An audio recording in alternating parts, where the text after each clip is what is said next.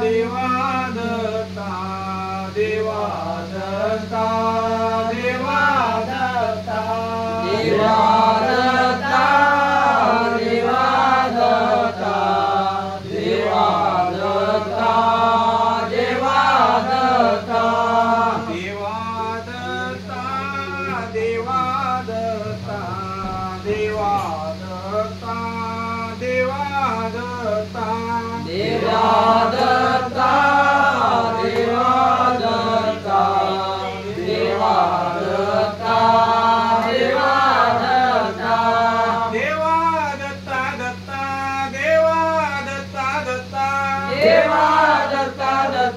देवा दत्ता दत्ता देवा दत्ता दत्ता देवा दत्ता दत्ता देवा दत्ता दत्ता देवा दत्ता दत्ता देवा दत्ता दत्ता देवा दत्ता दत्ता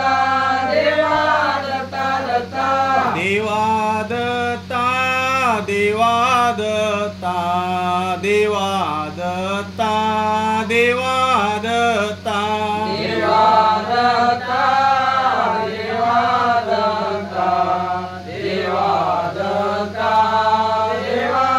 दत्ता देवा दत्ता देवा दत्ता देवा दत्ता देवा दत्ता देवा दत्ता देवा दत्ता देवा दत्ता देवा दत्ता देवा दत्ता देवा दत्ता देवा दत्ता देवा दत्ता दत्ता देवा दत्ता दत्ता देवा दत्ता दत्ता देवा दत्ता दत्ता देवा दत्ता दत्ता देवा दत्ता दत्ता देवा दत्ता दत्ता देवा दत्ता दत्ता देवा दत्ता देवा दत्ता देवा दत्ता देवा दत्ता देवा दत्ता देवा दत्ता देवा दत्ता देवा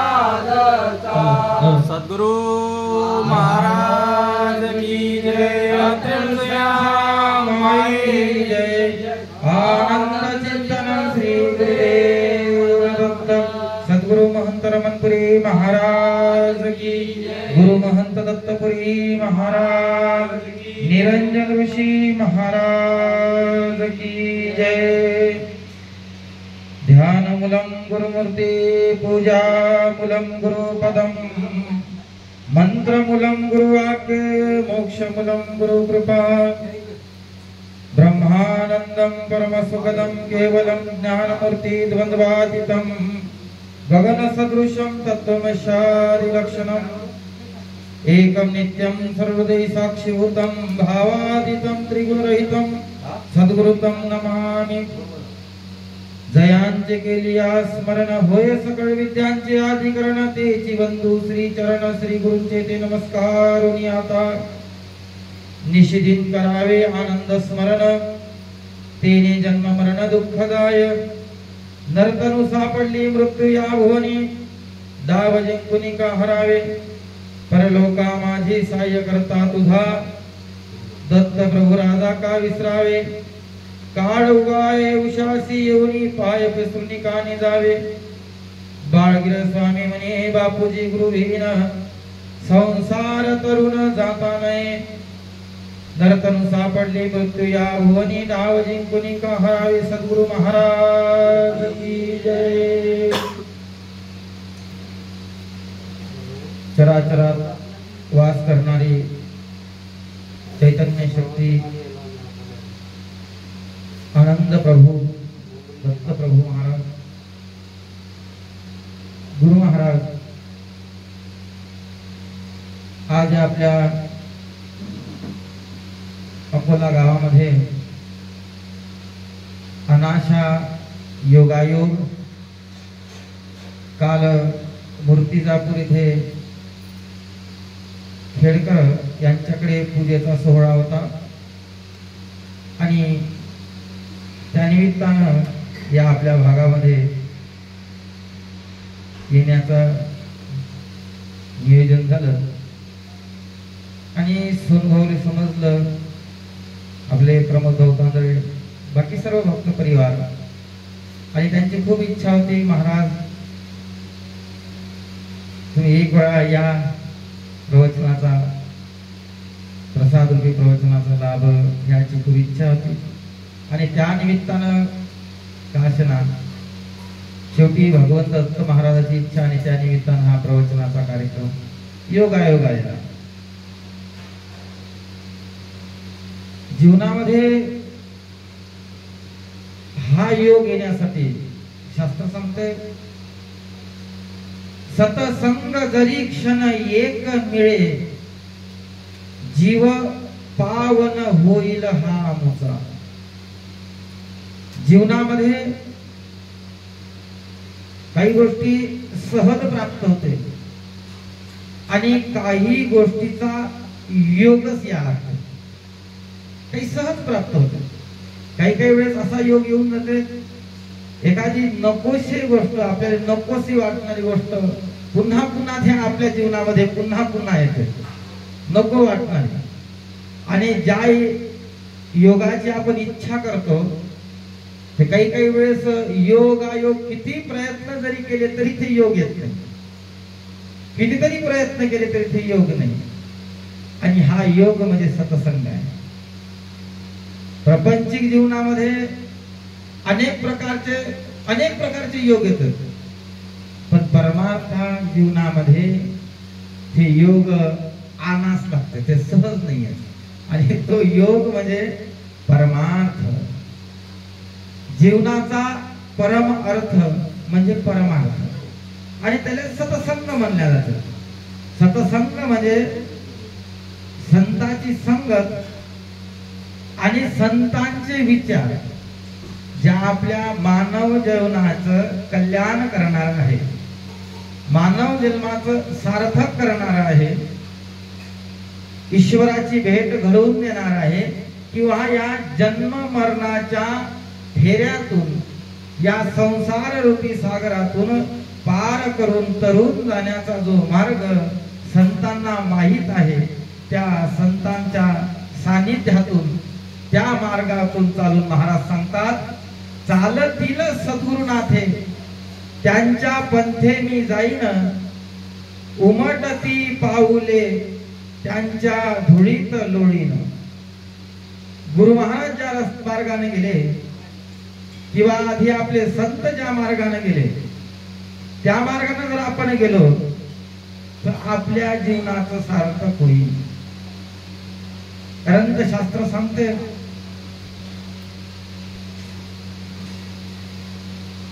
मनुष्य देह दुर्लभ है, मिले न बारंबार, तरुवर से फल गिरे फिरन लगे दार.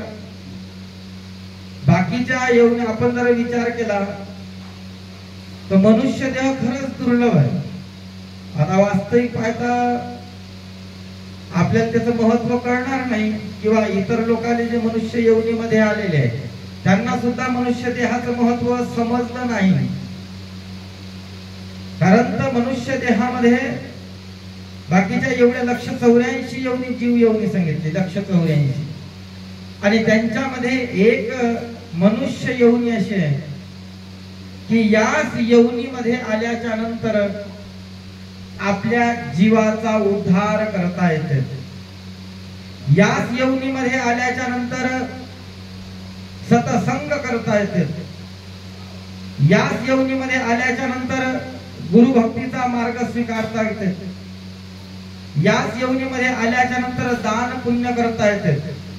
याच योनीमध्ये आल्याच्या नंतर तीर्थयात्रा करता येते. याच योनीमध्ये आल्याच्या नंतर सेवा करता येते.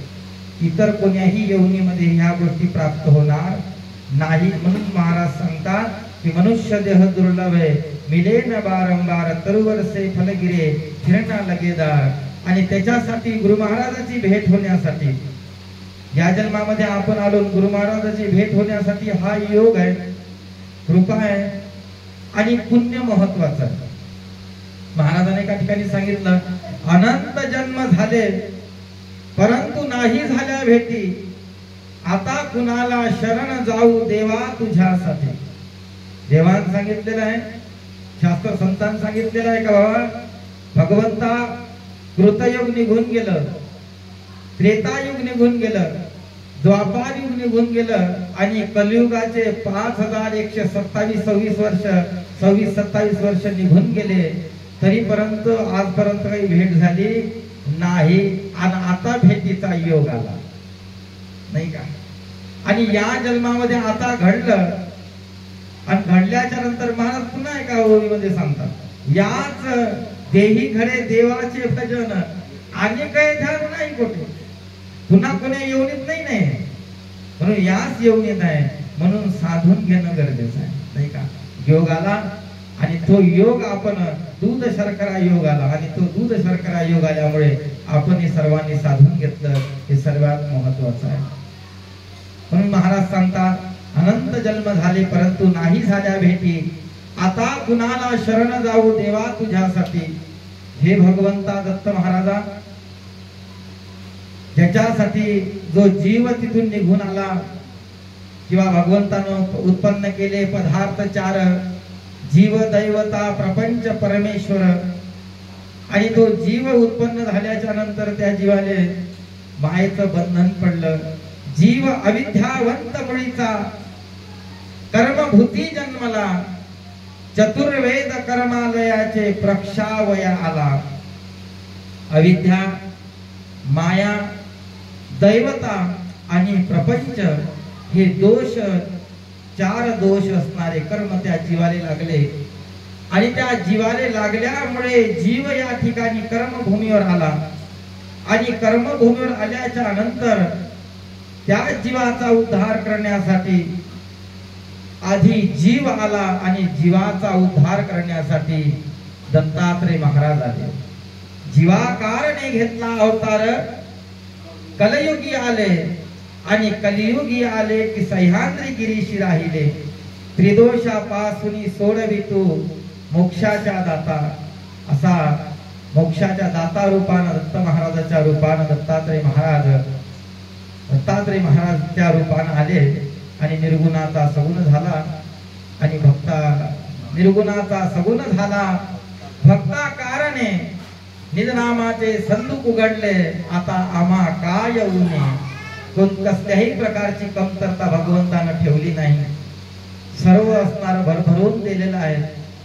फक्त आपल्याला तिथपर्यंत पोहोचणं होत नाही आणि आपण पोहोचलो तिथपर्यंत ते घेणं होत नाही. तिथपर्यंत पोहोचलो आपण तिथून घेणं होत नाही. म्हणून महाराज सांगतात का त्यावेळेस मग दत्तात्रय महाराज आले आणि आपला जीव या कर्मभूमीवर आला. दत्तात्रय महाराज कर्मभूमीवर आले, ज्ञान भक्ती वैराग्य संगे घेऊन आले अवधूता. भगवंत काही रिकाम्या हाताने आले नाही सहज न्यायासाठी. भगवंताचा एखादा व्यक्ती बस स्टँडवर आल्याच्या नंतर सोनमी बस स्टँडवर आल्याच्या नंतर सोनू भाऊ गाडी घेऊन आले नाही का. त्याच पद्धतीने जीव आल्याच्या नंतर दत्तात्रय महाराज रिकामी नाही आले, ज्ञान भक्ती आणि वैराग्य घेऊन आले त्या जीवासाठी. बाबा हे घे आणि चाल माझ्यासोबत नाही का. म्हणून त्याच पद्धतीनं महाराजांनी सांगितलेलं आहे आणि त्यासाठी साधना सांगितलेली आहे. कोणत्याही गोष्टीचे साध्य करण्यासाठी साधना गरजेची आहे. बाकी आपल्या याच्यात संप्रदायामध्ये इतर कसल्याही प्रकारची साधना नाही. तपाची साधना सांगितली नाही, यज्ञ यागाची साधना सांगितली नाही, काही योग नाही सांगितले. कर्मकांडाच्या पलीकडे सांगितलेलं आहे, कर्मकांड अलीकडे सांगितलेलं, कर्मकांडाच्या पलीकडे सांगितलेलं आहे. कर्मकांड करायची गरज नाही, केवळ साधना सांगितलेली आहे, नामस्मरणाची साधना. नामस्मरण महाराजांनी सांगितलंय, त्यांनी सांगितलं युगायुगानुसार सांगितलेलं आहे. कलियुगाचं महत्व काय सांगितलं? फक्त नामस्मरण. नामा वाचनी उपाय नाही, कलियुगासी सत्य बोला ग्वाही आहे परसिद्धांती. येणे जाणे चुकले नाही कोण्या प्राण्याशी, दत्त प्रभू नाम आहे उद्धरण्याशी. त्यांनी सांगितलं का कलियुगामध्ये केवळ नाम आहे. आपण जर बाकीचे तरी ग्रंथ पाहिले, बाकीचा जर आधार घेतला आपण, हरेर नाम केवलम, हरेर नाम केवलम, हरेर नाम केवलम, कलेव नास्तेव नास्तेव्य गतिरन्यतः. कलियुगामध्ये जर सर्वात महत्वाचं जर साधन कोणतं असेल तर भगवंताचं स्मरण आहे. आणि भगवंताचं जर स्मरण केल्याच्या नंतर या जीवाले गती प्राप्त होते. म्हणून महाराजाचा बाळगीर महाराजाचा आपण प्रवचन रूपी प्रवचनासाठी जो निवडलेला अभंग आहे हा बाळगीर महाराजाचे शिष्य बापूजी पाटील यांच्या दत्तपाठातील 30व्या क्रमांकाचा अभंग घेतला आपण. महाराज सांगतात अभंगामध्ये स्मरणाचं महत्व देतात. निशिदिन करावे आनंद स्मरण, तेने जन्म मरण दुःख जाय. बाबा बाळगीर महाराज सांगतात बापूजी निशिदिन करावे आनंद स्मरण. आनंदाचं स्मरण कसं करा? निशी आणि दिनी. निशी म्हणजे रात्र आणि दिन म्हणजे दिवस. रात्रंदिवस त्या भगवंताचं आनंदाचं स्मरण केल्याच्या नंतर काय होईल? निशिदिन करावे आनंद स्मरण, तेने जन्म मरण दुःख जाय. नाही का? जीवनामध्ये अनेक प्रकारचं दुःख आहे. अनेक प्रकारचं दुःख आहे. दुःखाची जर व्याख्या सांगतो म्हणलं तर वेळही पुरणार नाही एवढी दुःखाची व्याख्या. नाही का? अशा अनेक प्रमाण आपल्याला सुख दुःखाचे देता येते. जीवनामध्ये सुख आणि दुःख हे बारी बारी जसं दिवस आणि रात्र आहे त्याच पद्धतीनं सुख आणि दुःख हे जीवनामध्ये चालत राहणार आहे, बारी बारी येणार आहे. पण हे सुख दुःख जसं आता एखाद्या वेळेस एखाद्याच्या घरी जर व्यवस्था नसली राहण्याची झोपण्याची तर रात्र भारी जाते. नाही का? एखाद्या किंवा दुःखी असला व्याधीग्रस्त जर एखादा व्यक्ती असला तर त्या व्यक्तीला रात्र भारी जाते. आणि काही काही लोकांचं दिवस भारी जाते. काही काही लोकांना जे अनेक कष्टाचे आहे, ज्याचे अत्यंत भारीचे कष्ट आहे त्याचे दिवस निघल्याच्या नंतर अंगाला काटे येते. चारे उभे निघला दिवस लागला आपल्या कामाला. नाही का? म्हणून महाराजांनी सांगितलं का हे दुःख फार मोठं नाही आहे, हे सहज आहे. ह्या पोटासाठी हे दुःख आहे. पण सर्वात मोठं जर आपण दुःख पाहिलं तर जन्म मरणाचं दुःख आहे. गर्भाचं दुःख आहे. काय सांगू गर्भीची यातना, मज भोगिता असं दूर राहणा, मास मळ मूत्र जाणा, तुझ क्षणा क्षणा ध्यात असे. ज्यावेळेस आईच्या गर्भात आम्ही होतो जीव सांगतात त्यावेळेस एवढी यातना झाली का ते दुःख सांगता अनिवार्य आहे. ते दुःख नाही सांगता येणार. एवढं दुःख त्या जीवनामध्ये त्या गर्भामध्ये आहे. जन्म मरणाच्या वेळेस तो जन्माचं दुःख झालं. आणि मरणाचं जर दुःख आपण पाहिलं, हजार विंचू एका वेळेस जशी नांगी मारल्याच्या नंतर जे दुःख होते हे दुःख मृत्यूच्या वेळेस होते. मृत्यूच्या वेळेस, मरणाच्या वेळेस. म्हणून महाराज म्हणतात जन्म मरणाचं दुःख सर्वात मोठं आहे.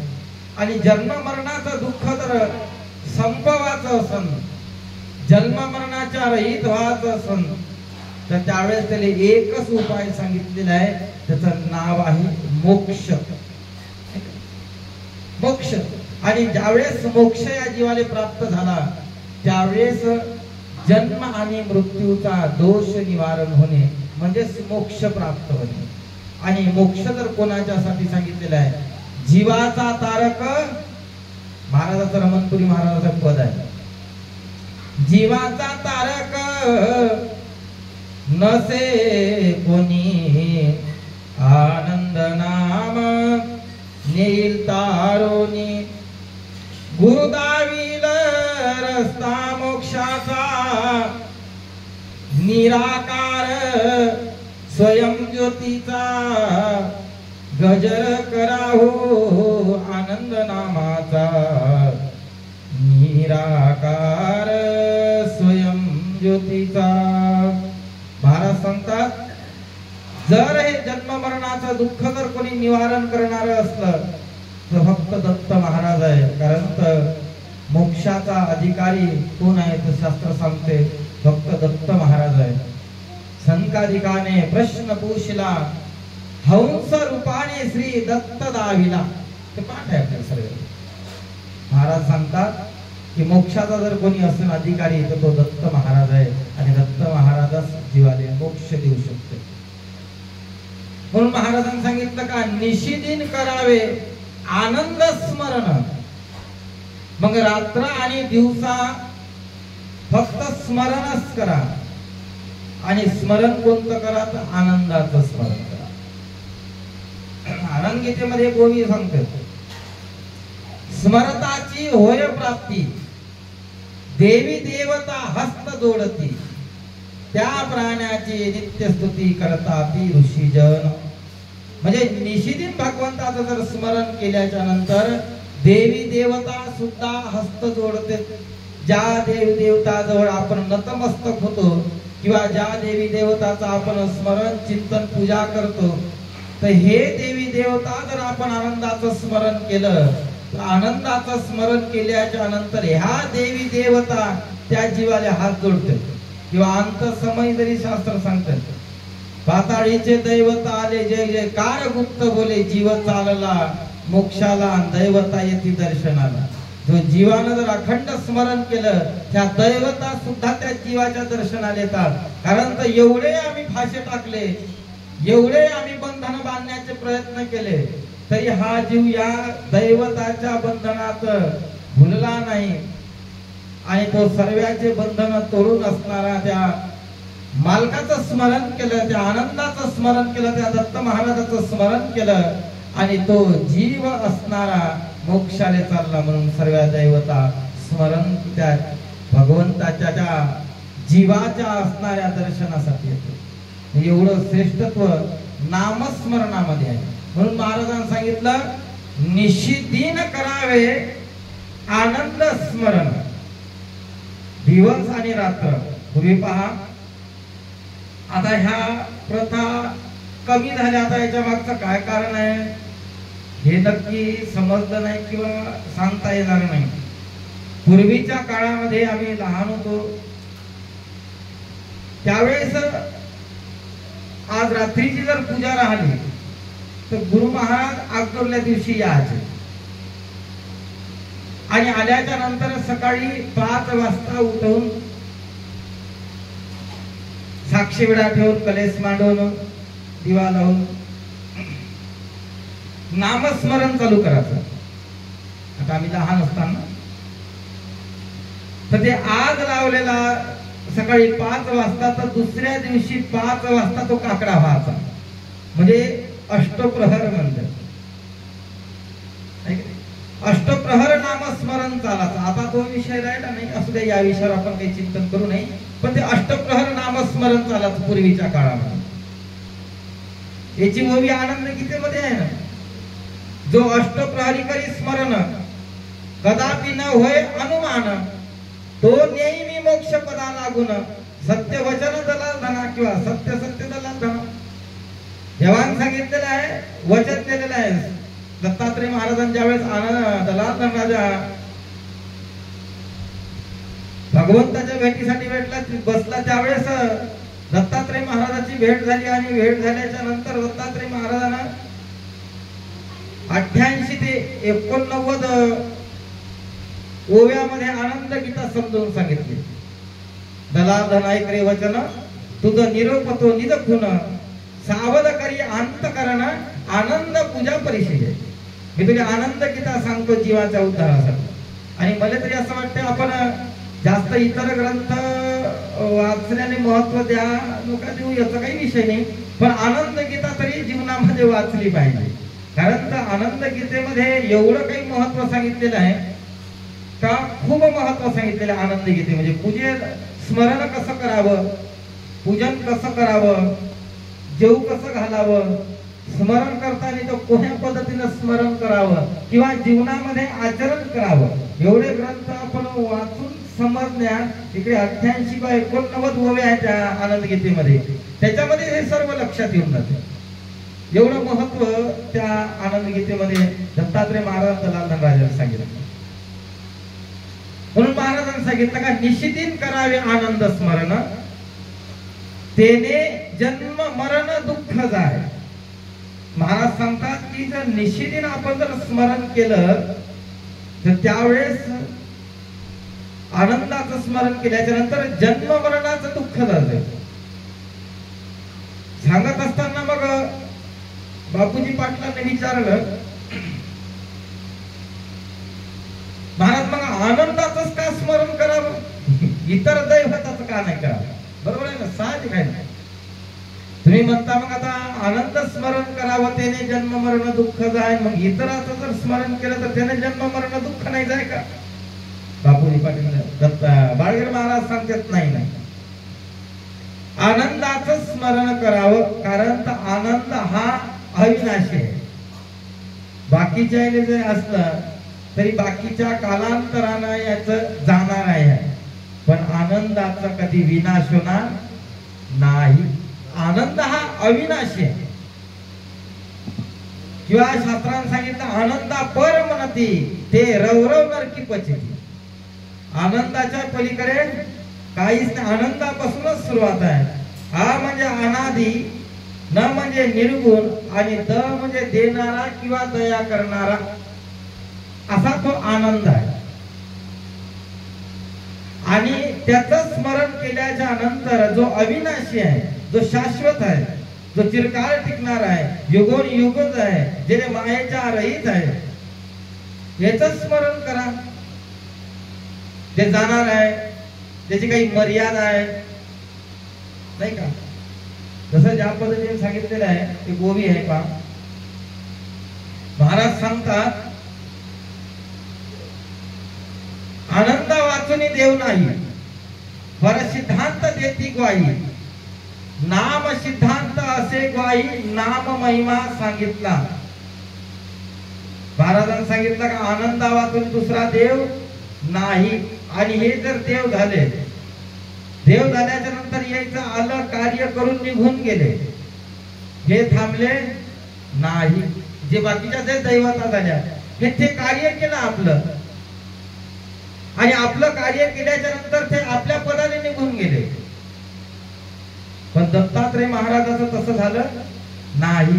प्रत्येक युगात कृतायुगी आले हंस, त्रेतायुगी देव दत्त, द्वापारी अवधूत आले, कलियुगी शहादत्त, आचार्य आनंद प्रभू, जे का जीव उद्धरित. महाराज सांगतात अवतार उदंड होती, शेवेची या विलया जाती, तैसे नोवेगा दत्तात्रय मूर्ती, नाश कल्पांती होईना. अनेक अवतार झाले, अनेक अवतार झाले, अनेक अवतार झाल्याच्या नंतर ते आलं, अवतार आले, आपलं कार्य केलं आणि ते निघून गेले.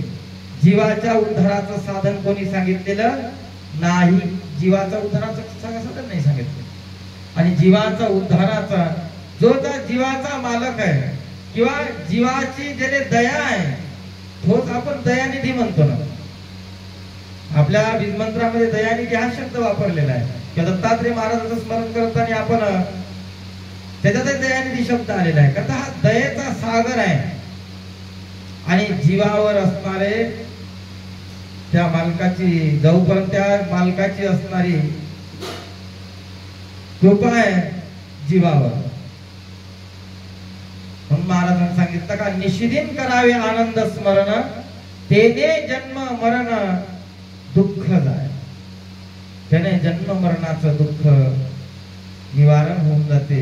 म्हणून महाराज सांगतात की भगवंताचं निशिदिन रात्र आणि दिवस भगवंताचं स्मरण करणं, स्मरणा वाचून एकही क्षण सुद्धा केला नाही पाहिजे. शास्त्र नेहमी स्मरण स्मरण स्मरण नामस्मरण अखंड जर आपण जीवनामध्ये केलं तर जन्म मरणाचं जे दुःख आहे माणसाच्या जीवनामध्ये हे सर्व निवारण होऊन जाते. एवढी ताकद भगवंताच्या नामस्मरणामध्ये आहे.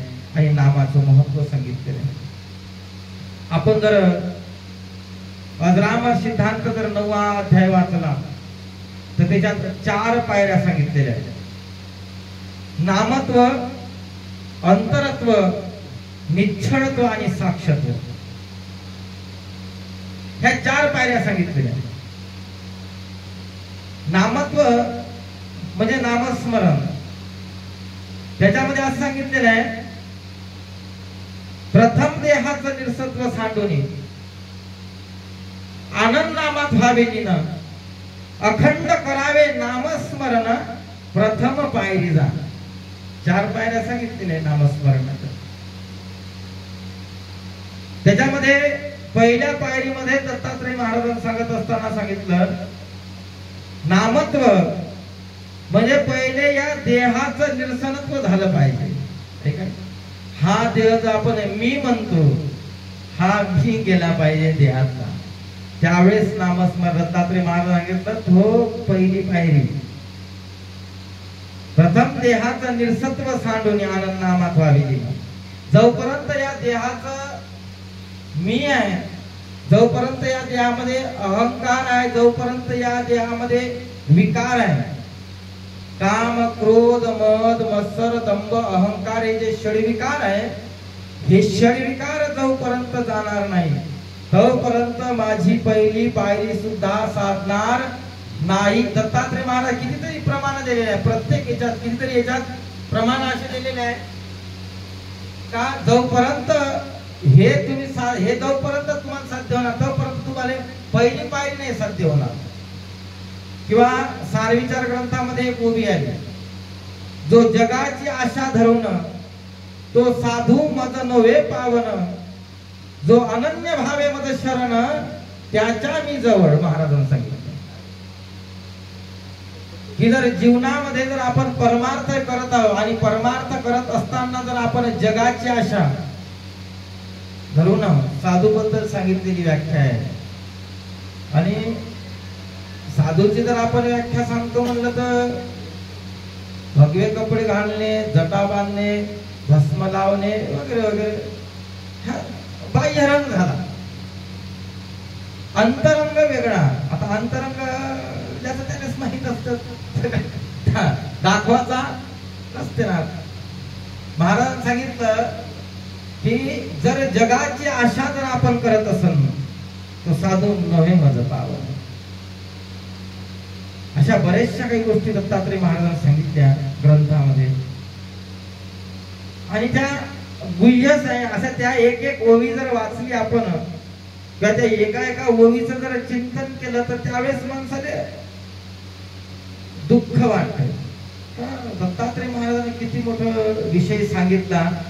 आणि या विषयात जर आपण जर हे ओवी पाहिली किंवा या ओवीचं जर चिंतन केलं तर आपण देवाच्या पहिली पायरी तर फार लांब राहिली, त्याची पात्रता आहे आपल्या अंगी आली नाही.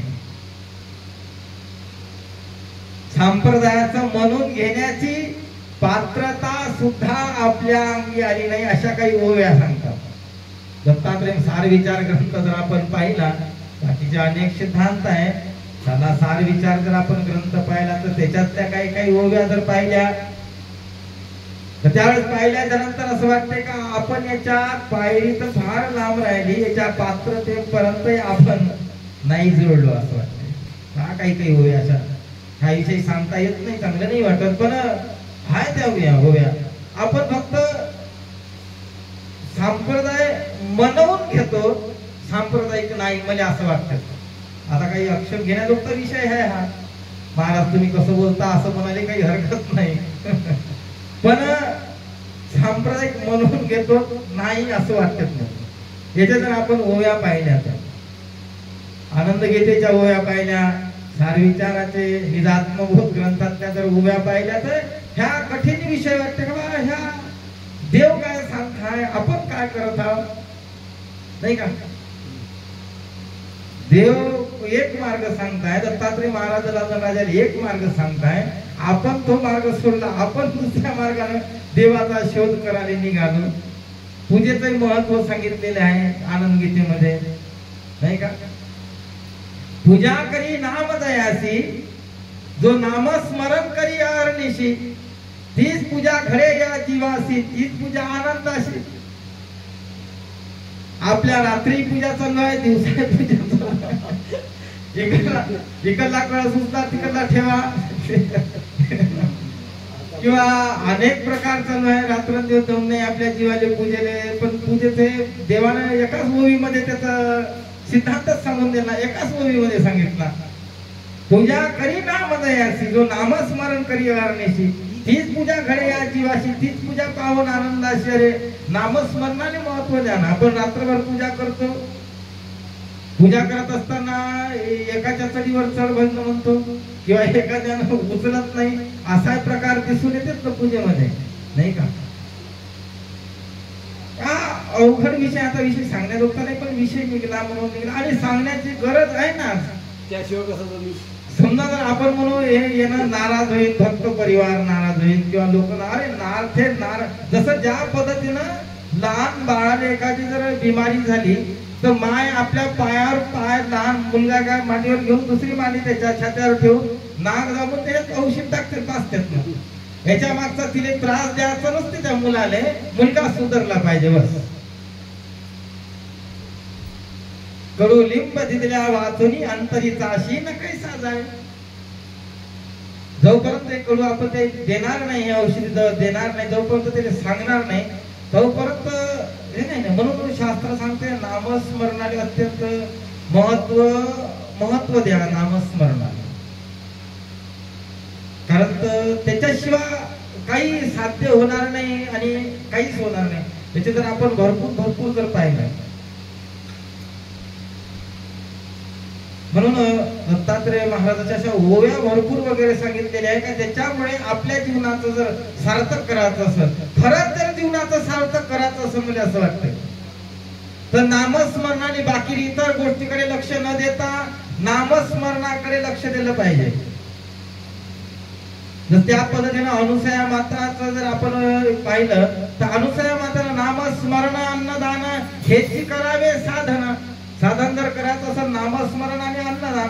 अन्न द्यावे सर्वभूती, पात्र मिळलं दैव गती, ऐसा उल्हास दयाची चित्ती तो परम साधू बोलीजे, नाही का? नामस्मरण आणि अन्नदान हे श्रेष्ठ आपल्यामध्ये दोन साधनं सांगितलेले आहे, नामस्मरण आणि अन्नदान.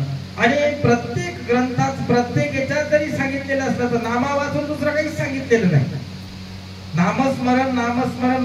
नामस्मरणानं काय होतं तर चित्त शुद्ध होऊन जाते, अंतकरण शुद्ध होऊन जाते. नामस्मरणामध्ये जे आपल्या विकार बसलेले आहे, आपल्या चित्तात बसलेले आहे, जे मनात बसलेले आहे, ह्या याच्यातले दोष निघून जाते. हे नामस्मरण आहे. आणि नामस्मरण केल्यामुळे माणसाच्या स्वभावामध्ये सुद्धा फरक पडते. शास्त्र सांगते स्वभावामध्ये एक अभंग आहे, तो आता आपल्या संप्रदायाचा आहे किंवा इतर काय, पण ते संतांची एक व्याख्या आहे. ज्या पद्धतीनं नामस्मरण आपण भरपूर केलं, नामस्मरण केल्याच्या नंतर पिकली या सेद कडूपण गेले तैसे आम्ही झालो गुरु कृपे. गुरुची कृपा झाल्याच्या नंतर काय होते किंवा गुरुची कृपा कोणावर होते? गुरुची कृपा होण्यासाठी पात्र महत्वाचं आहे, नाही का? एक उदाहरण जर आपण सांगितलं, ज्ञानेश्वर माऊलीच्या जीवनातलं उदाहरण सांग. ज्यावेळेस त्याच्या मुंजी करायच्या होत्या किंवा त्याच्या जातीमध्ये घ्यायचं होतं, वाईट टाकलं होतं, वडिलांना संन्यास घेतल्याच्या नंतर, पुन्हा मुलं झाले, प्रपंच केल्याच्या नंतर, त्यावेळेस त्याला मुंजी बंधन करता नाही आलं. मग त्यावेळेस ते धर्मपीठ आपलं पैठण तिथं गेल्याच्या नंतर त्या ठिकाणी त्यांनी न्याय मागितला. तुमच्या न्यायाप्रमाणे आमच्या आई वडिलांना आत्महत्या केली बा, आता आम्हाला न्याय द्या. आणि न्याय द्या म्हणल्याच्या नंतर त्या धर्मसभेमध्ये मग अनेक प्रकारचा त्रास झाला, बोलले. आणि त्यावेळेस मग याने सांगितलं का सर्वाभूती आत्मा एक आहे. मग ह्याच्यातला रेड्यातला आत्मा त्यातला आत्मा एक असायला पाहिजे. जसा तू बोलत आहे, जसा वेदाचे आम्हाला उदाहरण सांगत आहे, मग त्यावेळेस हा रेडा सुद्धा वेदातलं ज्ञानेश्वर माऊलीने सांगितलं साहजिक आहे म्हणजे बोलते ना. त्यावेळेस रेड्याच्या डोक्यावर हात ठेवला आणि वदवून घेतला ऋग्वेद, अजुर्वेद, सामवेद आणि अथर्ववेद, चारही वेदाची वाणी रेड्याच्या मुखातून काढली. सांगा फक्त पात्रता विषय याच्यावर हे उदाहरण घेतलं.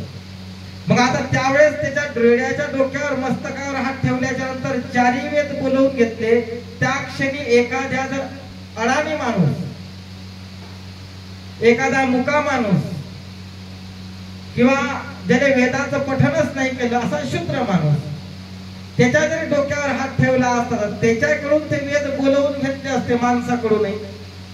याच्यात तीळ मात्र काही संशय नाही. पण माणसाच्या डोक्यावर हात न ठेवता रेड्याच्याच मुखावर हात ठेवण्याच्या मागचं कारण काय होतं? माणसात ते पात्रता नाही दिसली, रेड्यात पात्रता दिसली. नाही का? आता आपण दत्तात्रय महाराजाचे बरेचसे फोटो पाहिले, आपण प्रतिमा पाहिल्या, फोटो पाहिले. दत्तात्रय महाराजाच्या याच्यात कोणता मनुष्य सोबत नाही दिसला. कुत्रे आणि गाय आहे, श्वान आणि धेनू ते पात्रतेचे होते म्हणून दत्तात्रय महाराजांना आपण त्याच्या पात्रतेचे नाही म्हणून ते आपण त्याच्या सोबत नाही. हे पात्रता महत्वाची.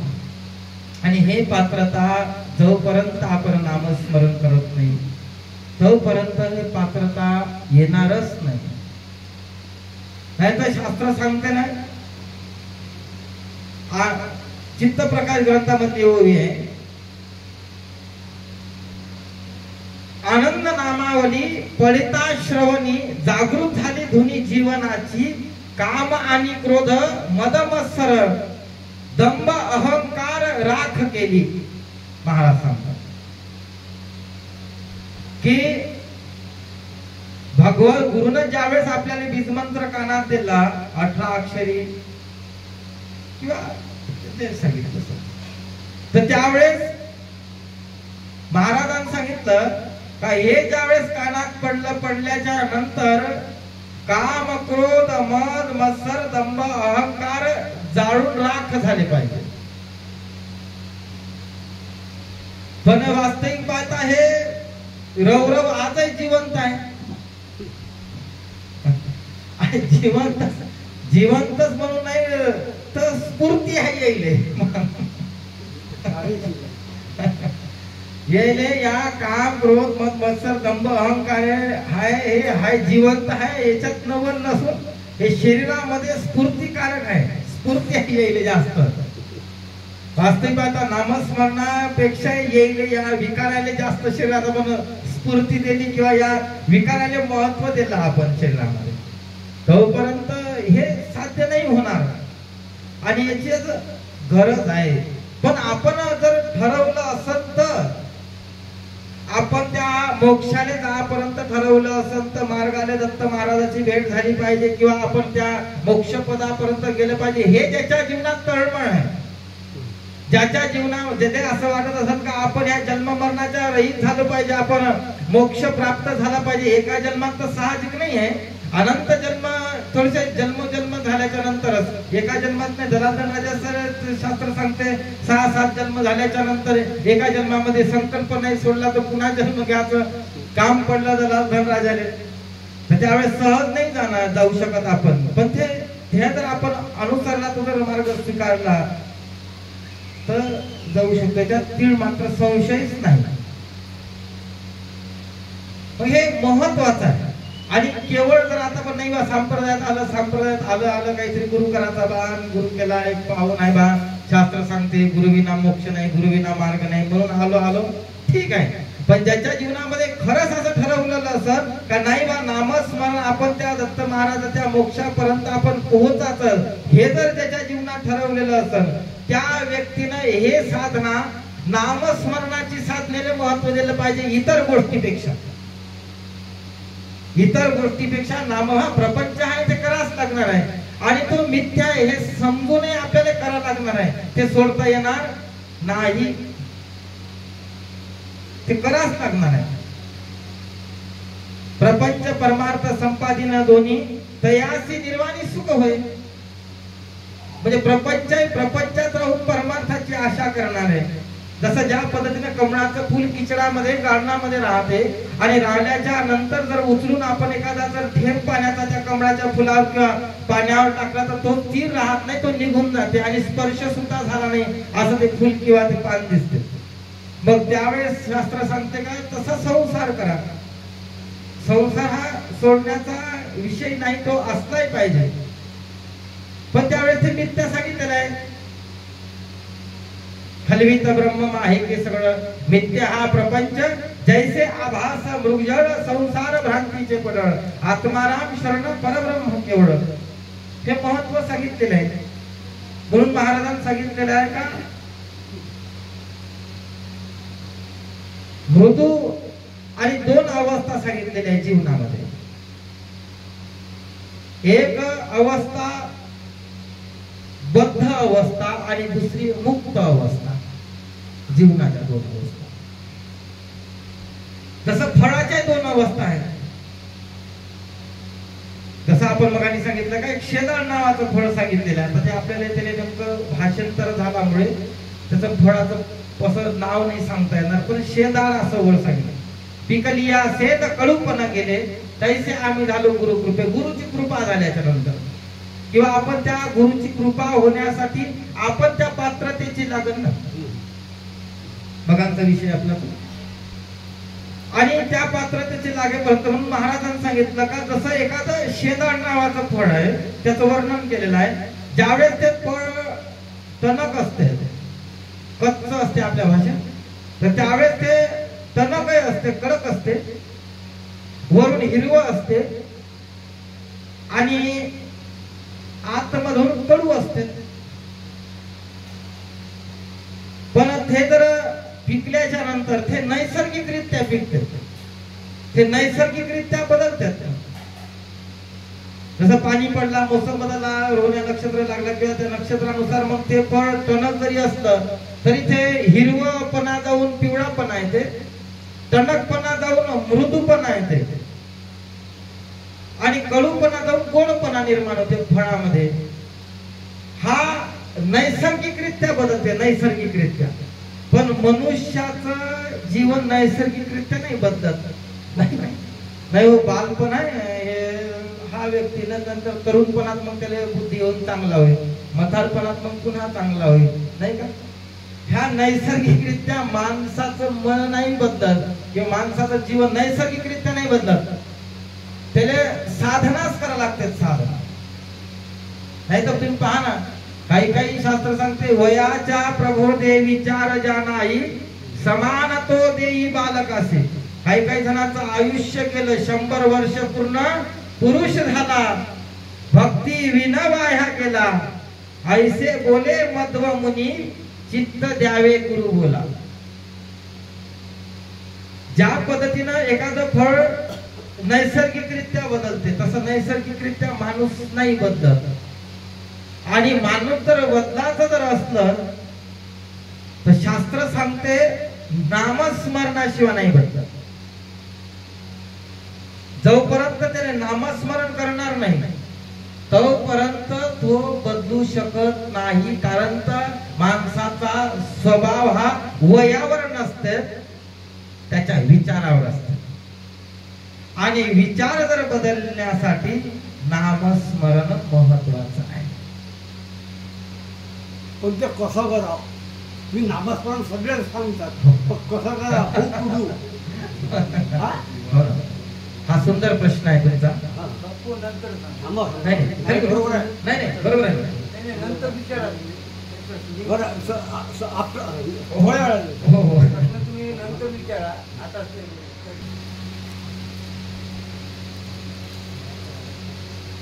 सद्गुरु महाराज की जय.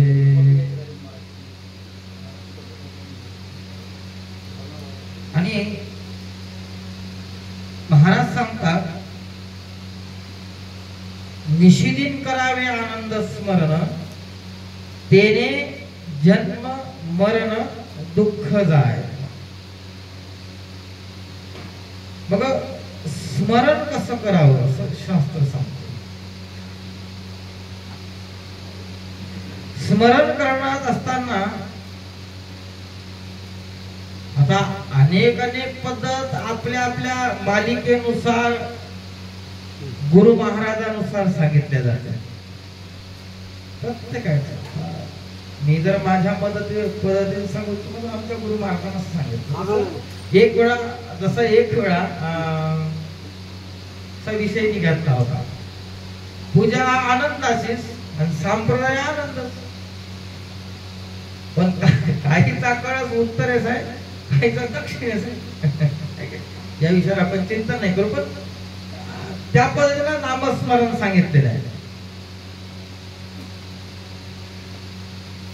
नामस्मरण करत असताना शास्त्र सांगते, आता याच्यातच आपण जो अभंग आपण प्रवचन रूपी सेवेकरता घेतलेला आहे त्याच्यात असं सांगते निशिदिन करावे. आता साहजिक आहे, गुरु महाराज आपल्याला बीज मंत्र दिला, महाराज येते बाबा नामस्मरण करत जा, आहे काय. पण याच्या खोलपर्यंत जर आपण गेलं, खोलपर्यंत गेल्याच्या नंतर त्याच्या मुळापर्यंत गेलं तर आपल्या लक्षात येऊन जाते स्मरणाचा वेळ आहे. दत्तात्रय महाराजांनी सांगितलं प्रातः काळ ज्याला ब्रह्म मुहूर्त असं म्हणतो. प्रच्छाद प्रहरी उठून करावे स्मरण, मन एकाग्र करून स्मरावे आनंद नाम. आणि त्यावेळेस ब्रह्म मुहूर्तावर उठल्याच्या नंतर 3:58 काहीतरी चालू होते ते ब्रह्म मुहूर्त. 3:30 पासून 3:58 असं काही आहे, 1.5 घंट्याचं चिंतन असते. आणि त्यावेळेस आपण स्मरणाचं महत्व सांगितलेलं आहे. आणि त्यावेळेस स्मरण करत असताना वरी बैसावे पद्मासन, सम्यक दृष्टी साधावी, ओंकार सोहम चालता निज स्थिर करावे तत्वता, ऐसे जाणून आता मुखी नाम उच्चारी. आता त्याच्यात तीच उभी अजरामर सिद्धांतात नामस्मरणाची. त्यावेळेस त्यांनी सांगितलं काय, ज्यावेळेस तुम्ही स्मरण करायला बसता, तर स्मरण करायला असताना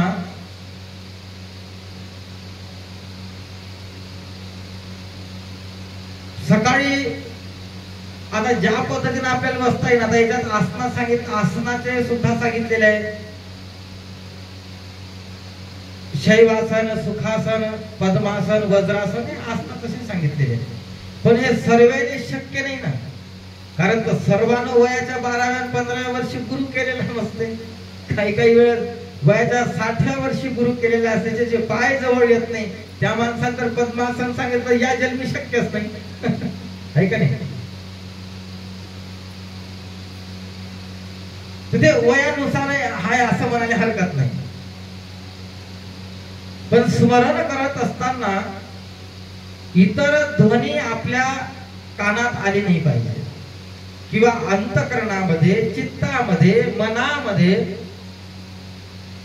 इतर कोणतंही स्मरण न राहता केवळ त्या आनंदाचं स्मरण, त्याच्या सान्निध्य मी असे, त्याच्या सानिध्यात आपण आहोत, एवढं फक्त आपल्याला लक्षात आलं पाहिजे. आणि हेच स्मरण, स्मरण म्हणजे आठवण. स्मरणाची जर दुसरी व्याख्या पाहिजे तर आठवण.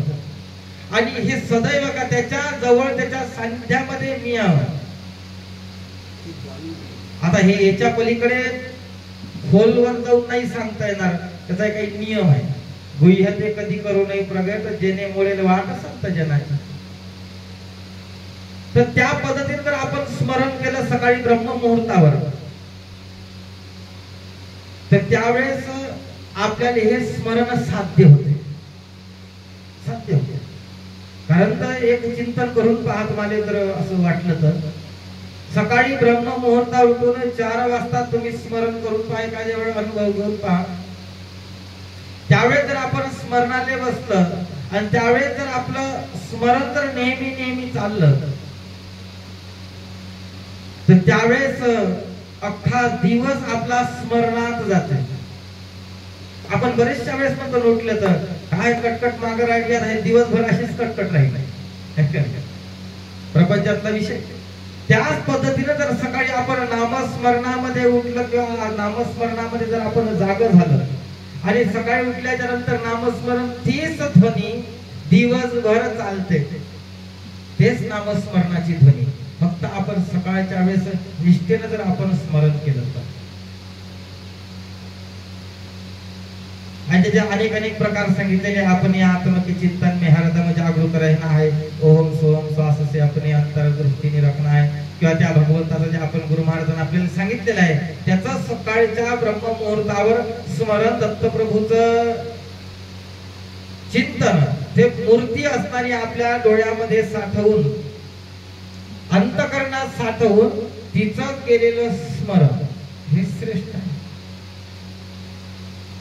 हे जर आपण असं स्मरण केलं, स्मरणाचे असे अनेक विषय सांगितले जाते, त्या पद्धतीने जर आपलं स्मरण झालं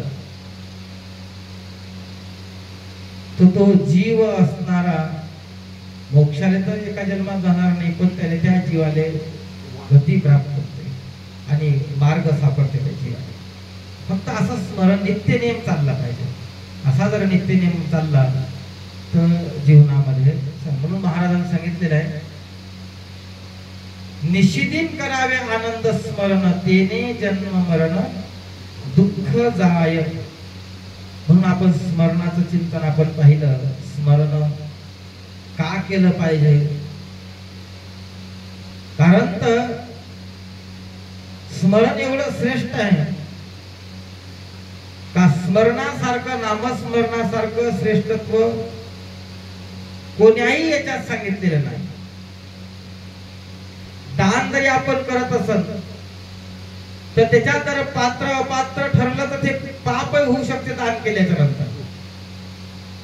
एखाद्या व्यक्तीने जर आपण दान केलं, दान केल्याच्या नंतर जर आपण दिलेलं दान जर योग्य कामासाठी नाही वापरलं किंवा योग्य त्या ठिकाणी जर त्याचा वापर नाही झाला, ते जर वाम मार्गाने जर गेलं तर त्याचा दोषी सुद्धा आपण होऊ शकतो दान करत असताना.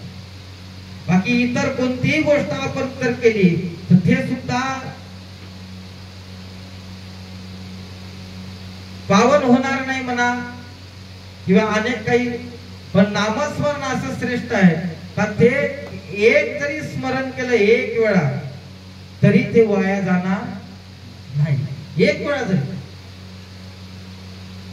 एक नाम जप कोटी जाईल पाप, किंवा भक्ती करिता आनंदाचे पापे जळतील नरजन्माचे. त्याचं स्मरण जर आपण केलं तर पाप सुद्धा जळून जाते, एवढी नामस्मरणामध्ये ताकद आहे. एक वेळ असा प्रसंग आला, अग्नीनं पृथ्वीला विचारलं गवत तयार करायला किती वेळ लागेल, म्हणजे तुला सर्व गवत तयार करायला. तिने सांगितलं 6 महिन्यात मी अख्खं गवत तयार करतो. आणि अग्नीला विचारलं तुला जाळायला किती वेळ लागत, तर त्याने सांगितलं मी 6 मिनिटही नाही लागत मनावर घेतलं. जिथे 6 महिने तयार करायला लागतात गवत, हे 6 मिनिटात सुद्धा जाळू शकतात. हे स्मरणाचं महत्व आहे. किती जरी पाप असलं, आता पापाचे भरपूर प्रकार पडतात, पण किती जरी पाप असलं आणि स्मरण जर निष्ठेचं असलं तर ते पाप जळण्यासाठी काहीही वेळ लागत नाही. तृण अग्नीमुळे समरस झाले. कसं अग्नी आणि गवत जर एक झाल्यावर तेवढं मोठं गवताचे पर्वत जळतील, दत्त नाम घेता वाचे पर्वत जळतील, पापाचे पर्वत सुद्धा जळून जाते एक नामस्मरण केल्यावर. म्हणून बाळगीर महाराज बापूजी पाटलांना समजावून सांगत आहे. आता एवढा मोठा अभंग घेतला आपण, पहिलाच हे झाली, बाकीचा अभंग राहिला तो 4 कडव्याचा आहे, 4-5 कडव्याचा. फक्त स्मरण या विचार आपण चिंतन केलं तर त्यावेळेस बापूजी पाटीलला बाळगीर महाराज फक्त स्मरणाचंच महत्व सांगत आहे. एवढा जरी आपण अभंग पाहिला, निशिदिन करावे आनंद स्मरण, तेने जन्म मरण दुःख जाय, नर्तनु सापडली मृत्यू या भुवनी, डाव जिंकुनी का हरावे, परलोका माझी साह्य करता तुझा, दत्त प्रभु राजा का विसरावे, काळ उबाय उशाशी येऊनी, पाय पसरुनी कानी जावे. एवढा जरी आपण अभंग पाहिला तर या अभंगाचा सार एकाच याच्यात सांगितलेला आहे. कोणतं? फक्त स्मरण. आणि आपला जो आनंद संप्रदाय जरी असला तरी आनंद संप्रदायाचा महत्वाचा विषय म्हणजे नामस्मरण असतं. नामस्मरणा वाचून दुसरं काही दुसऱ्या कोणत्याही उपाध्या नाही सांगितल्या, फक्त केवळ नामस्मरण. आणि नामस्मरणच अशी एक साधना आहे का तो या जीवाले मोक्षापर्यंत घेऊन जाते. नामस्मरण अशी एक साधना आहे का तो असणारा मोक्षापर्यंत घेऊन जाते. फक्त स्मरण करणं गरजेचं आहे. आणि त्याचं स्मरण जर आपण नित्य नियमानं जर केलं, प्रत्येक वेळी स्मरण केलं, त्याच्या नामा वाचून एक क्षण सुद्धा वाया न जाऊ देता जर आपण स्मरण केलं तर जीव मोक्षापर्यंत जरूर पोहोचते असं शास्त्र सांगते. शास्त्र सांगते अनेक सिद्धांत आहेत त्याचे, अनेक सिद्धांत. पापातला मलेच्छ राजा हीन जातीचा नामे उद्धरीला, नाही का? मलेच्छ राजा हीन जातीचा असला, जातीपातीचा तर प्रश्नच नाही सांगितलेला आहे. आणि त्यावेळेस नामानच उद्धार झाला. आपण बरेच जण बसवण्णाचं जर आपण चरित्र पाहिलं तर बसवण्णाला किती त्रास झाला. दत्तात्रय महाराजांच्या कृपेनं नामस्मरणानं त्याच्या जीवाचा उद्धार झाला. अनेक जरी आपण पाहिले शास्त्रामध्ये तर नामस्मरण ही साधना श्रेष्ठ सांगितलेली आहे. नामस्मरण म्हणून बाळगिरी महाराजांनी बापूजी पाटलांनी सांगितलं का बाबा फक्त तुला निशिदिनी स्मरण करावे. मग आता निशिदिनी करावे म्हणजे मग सर्व धंदा सोडून द्यायचा, नक्की स्मरणातच राहायचं का? नाही महाराज तुम्ही सांगताय बा निशिदिने मग सर्व सोडून द्या, काम धंदा घर दार लेकरं बाळ सर्व आपला प्रपंच सोडून द्या, नामस्मरणातच राहा. नाही नाही, हा विषय नाही. याच्या मागचं समजून घेण्याचं ते हे आहे. फक्त त्याचा एक कालावधी असते नामस्मरणाचा. त्या वेळेमध्ये स्मरण करणे, त्या वेळेत जर आपण स्मरण केलं आणि त्यावेळेस जर आपण केलेलं स्मरण हेच पावन असते. आणि मग इतर वेळेस केलेलं पावन नसते का? असाही प्रश्न होऊ शकतो ना. मग नाही बा त्याच वेळेस केलेलं स्मरण मग इतर केलेलं वाया जात नाही. भगवंताचं स्मरण कधी जरी केलं तरी ते वाया जाणार नाही. फक्त महाराजांनी सांगितलेलं आहे. महाराजांच्या याच्या मागचा सांगण्याचा उद्देश असा आहे का तुम्ही व्यवहार जरी करत आहे, कोणताही जरी व्यवहार करत आहे, कोणतंही जरी कार्य करत आहे, तर त्या कार्यामध्ये भगवंताचं कार्य आहे.